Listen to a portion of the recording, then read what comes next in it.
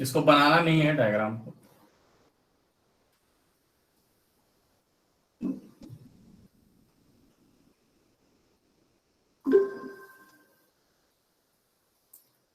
सो mapping का मतलब क्या होता है कि transformation of data from main memory to cache memory.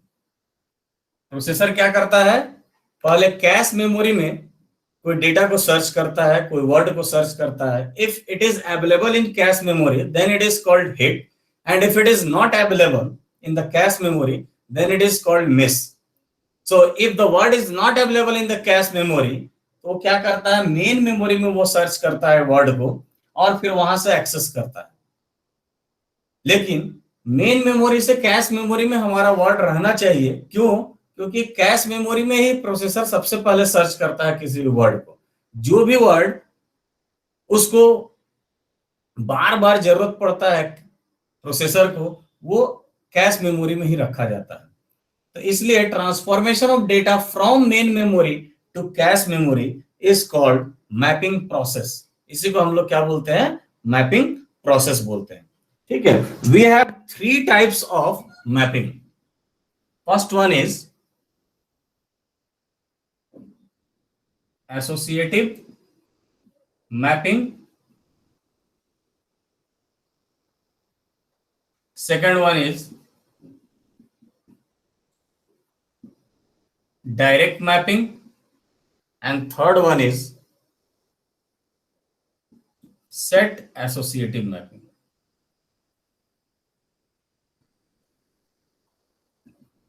You may write down the definition of mapping. Write down transformation of data from main memory to cache memory is referred to as mapping process.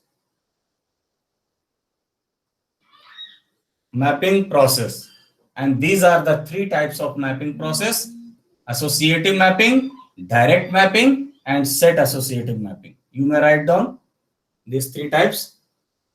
Now we will discuss one by one about all these mapping process. So first one is associative mapping.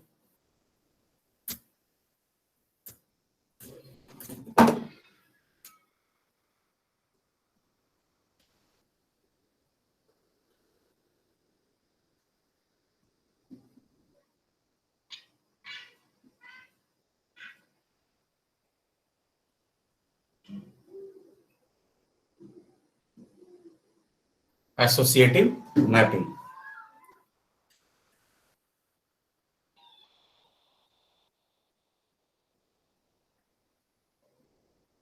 CPU address which will be of 15 bits,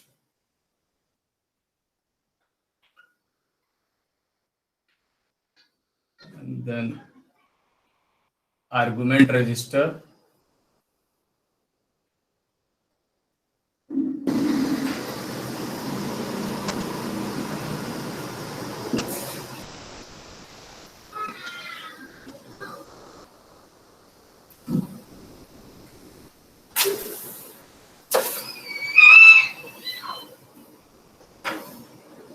words will be kept here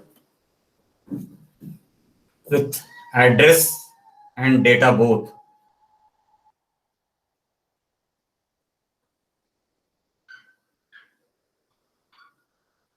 Address of 15 bits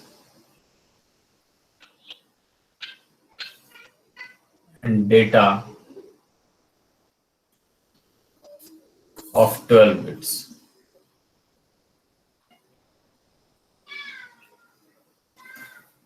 कोई भी आप address या data अपने हिसाब से रख सकते हो। मैं यहाँ पे 010000 हमने रखा, उसके करस्पॉन्डिंग डेटा भी आप रख सकते हो। 02777 2 3 4 5 3 4 5 0 6 7 1 0 1 2 3 4.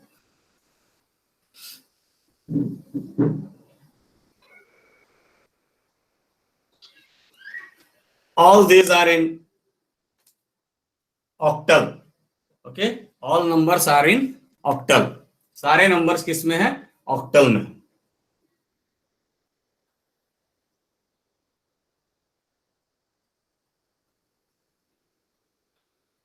Note it down.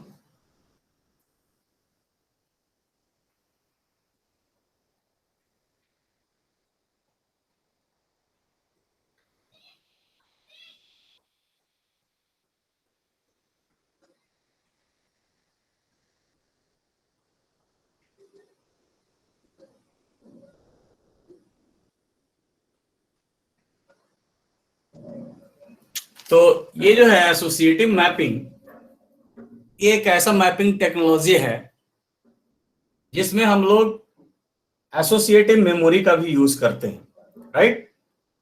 And it is the fastest and most flexible cache organization. Okay, इसमें आप देख रहे हैं कि कैश मेमोरी में एड्रेस एंड डेटा दोनों स्टोर्ड है. ठीक है, कोई भी वर्ड अगर हम स्टोर करना चाह रहे हैं तो उसका एड्रेस भी रहेगा और उसके करस्पॉन्डिंग डेटा भी रहेगा. Address will be of 15 bits and data will be of 12 bits, right?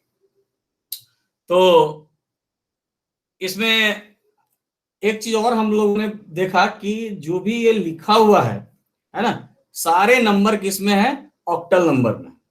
ठीक है, तो सीपीयू एड्रेस जो है, जो 15 बिट्स का है, that will be placed in the argument register. CPU address 15 bits का कहाँ है? आर्गुमेंट रजिस्टर में रखा हुआ रहता है. और एसोसिएटिव मेमोरी जो है ना, उसको हम लोग सर्च करते हैं by taking help of the address. ठीक, जैसे ही हम लोग कोई भी पर्टिकुलर डेटा को सर्च करना चाह रहे हैं तो उसके करस्पॉन्डिंग जो एड्रेस जो यहाँ डाला गया है आर्गुमेंट रजिस्टर में, वो एड्रेस को हम इसमें फाइंड आउट करते हैं और उसके करस्पॉन्डिंग डेटा अपने को मिल जाता है. अगर वो मिल गया तो उसको हम लोग हिट बोलेंगे, और अगर वो नहीं मिला तो उसको हम लोग क्या बोलते हैं? मिस बोलते हैं. And if it is not available है, ठीक है, यहाँ अगर अवेलेबल नहीं है तो हम लोग कहां से लाते हैं? मेन मेमोरी से यहाँ पे लाते हैं. ठीक, अब सपोज दैट यहाँ पूरा फिल हो गया है, एसोसिएटिव कैश मेमोरी जो है पूरा फिल हो चुका है, तो अब कैसे करेंगे? क्या करेंगे फिर? यहाँ पूरा फिल हो चुका है और प्रोसेसर ने कोई वर्ड सर्च किया है जो यहाँ पे अवेलेबल है भी नहीं. मेन मेमोरी तो ले लिया, लेकिन मेन मेमोरी से यहाँ लाना है. ठीक, और यहाँ पूरा फिल हो चुका है, तो फिर क्या करते हैं उस केस में?